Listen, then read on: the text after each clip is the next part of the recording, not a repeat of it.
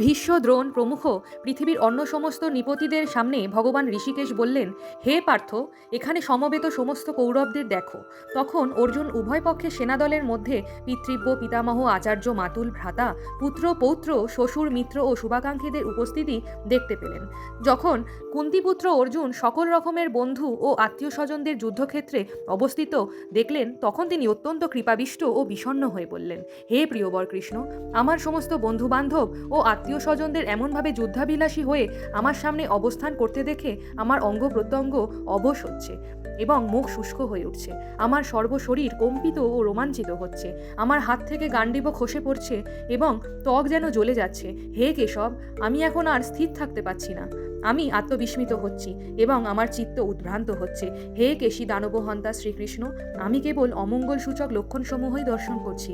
হে কৃষ্ণ, যুদ্ধে আত্মীয় স্বজনদের নিধন করা শ্রেয়স্কর দেখছি না।